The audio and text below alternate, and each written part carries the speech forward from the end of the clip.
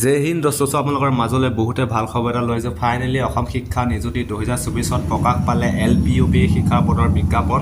ইয়াৰ আজিৰ পৰা online start হৈছে আৰু ইয়াত কিমান পোষ্ট আছে, কিমান এজ লিমিট, কিমান এডুকেশ্যন কোৱালিফিকেশ্যন লাগিব, ফুল ইনফৰমেশ্যন দিবলৈ এই ভিডিঅ'টোৰ মাধ্যমেৰে বিচাৰিছোঁ। আৰু যদিহে আমাৰ চেনেলটো প্ৰথমবাৰ কাৰণে আহিছে তেনেহ'লে চেনেলটো ছাবস্ক্ৰাইব কৰি দিব যাতে আগলৈ এনেকুৱা ধৰণৰ জব ইনফৰমেশ্যন পাবলৈ।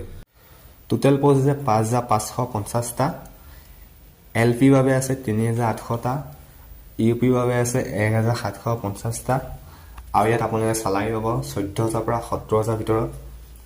আৰু এজ লিমিট দিয়া হৈছে এক্স ছাৰ্ভিচমেনৰ কাৰণে 2 ইয়াৰ্ছ, OBC MOBCৰ কাৰণে 3 years, SC ST plain ST হিলছৰ বাবে 5 ইয়াৰ্ছ, PWDৰ বাবে 10 ইয়াৰ্ছ।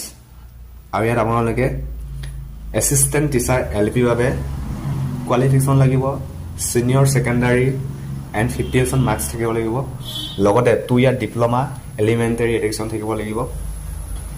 এছিষ্টেণ্ট টিচাৰ UPৰ বাবে গ্ৰেজুৱেট হ'ব লাগিব, লগতে 2 ইয়াৰ diploma elementary education BEd DEd থাকিব লাগিব।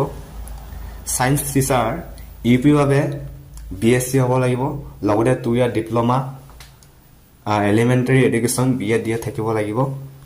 হিন্দী টিচাৰৰ বাবে গ্ৰেজুৱেট হ'ব লাগিব আৰু লগতে 2 ইয়াৰ diploma elementary education BEd DEd থাকিব লাগিব। আৰু যদিহে হিন্দীত কোৰ্চ কৰিছে তেনেহ'লে এপ্লাই কৰিব পাৰিব এই পদৰ কাৰণে। আৰু এই পদৰ কাৰণে ATET CTET কেণ্ডিডেটে এপ্লাই কৰিব পাৰিব।